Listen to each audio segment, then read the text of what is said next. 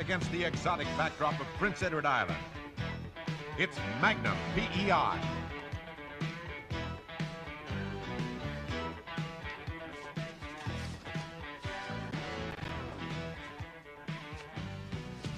Freeze!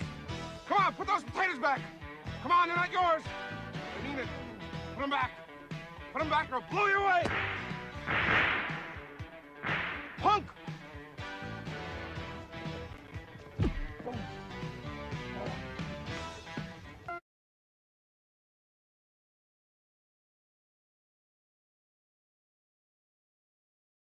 Are you? Are you at home? Should I be? Yes, you should be hyped. Everybody? You'll be there, right? Huh? You'll be there. I don't know. Why? Typical Canadian, see? Oh, I don't know. Why should I? Make me. All Vancouverites should be there? Yeah, if you're a football fan, even if you're not, there's a lot of excitement going around outside of the game. No, I'm fine. Yeah, it should be a good event. Have some laughs. Excuse me, Mr. Candy. Yeah. Have your autograph, Sure please. can. Thank you very much. I think what you're doing for the CFL is really great, and a big fan of yours as well. So. Well, thank you very much. Really appreciate that. Kind of a retreat for you, a place which I imagine you don't see that often. Do you have any idea how big a star you are in your hometown? No. Do you know that when you appear on screen in stripes, I've been told that people cheer? They say, "There's John Candy, our hero." That's nice to hear. Is any of that sinking in, or is it just weird? It's very weird, you know. It's hard to relate to. Yeah, I still have to change the kitty litter every night, every 3 days. A week, okay, once a week I change the kitty litter. No, it's hard. This is the house, you know. This is my home. I feel comfortable here. I like New York, but New York drives me crazy. It's just so, especially I go crazy there. I like it. It's too much of a good thing. There's everything. John Belushi said when he was trying to convince me to do Saturday Night Live, and he said, and he played Frank Sinatra's New York, New York, and he said, look, New York is Rome. This is Rome. Everything is in New York. And he's right, I guess, in a way. I just like the suburbs of Rome, I guess.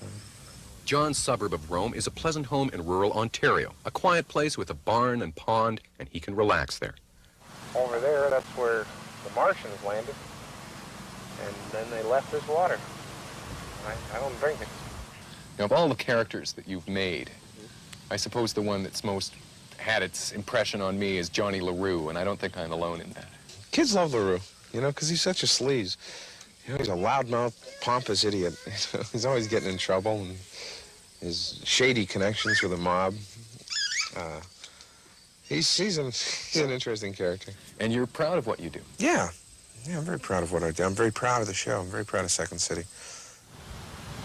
Now people are going to see me and go, oh, that's all he does. This is how I think of ideas. I'll sit out here for maybe 14 hours and try to think of something. This is very difficult. I usually don't think of anything out here. How are you as a husband? As a husband? Geez, real bad, I guess, because I'm hardly here. I'm an actor. And your father? Yeah, that's great. There's my daughter over there, Jennifer, which is the best thing that ever happened to me. So success hasn't changed you. It's a corny question, but do you feel it has? I guess in a way, maybe it has a little bit. Sure, you know, my attitudes I'm a little more cynical, I think, now than I was before. And that's bad. I'm trying to change that.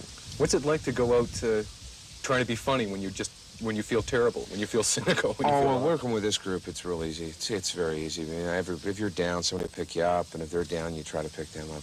It's really good. It's a good group. And it's the best television I've worked on, and the people I just respect so much. I really respect everyone's talent on the show. You're lucky, in a way, do you figure, to have found this to do, John? Do you think? Oh, God, I wouldn't know what I'd be doing if it wasn't this. I don't know. I really don't know. I'm just so fortunate. I really am so fortunate. And what does your own family feel about having a famous son? It's hard on them. You know, it's hard in a way. I'm sure they like it in a way, but it's hard. My brother, I think, doesn't like it that much.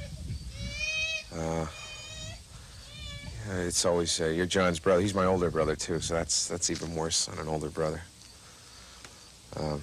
I feel terrible about that, but not much you can do, really.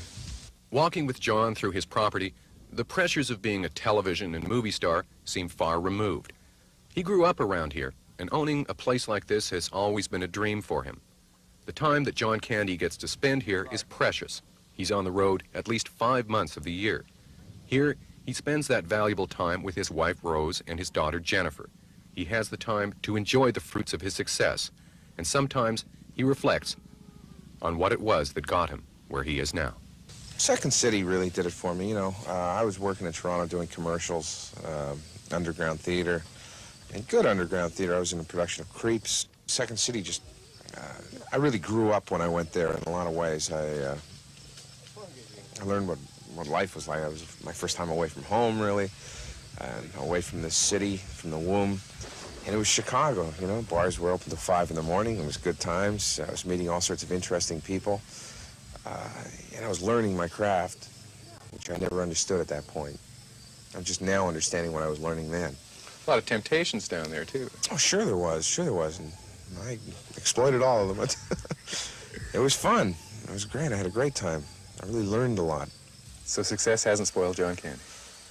Well, if this is spoiled, yeah, I guess I am.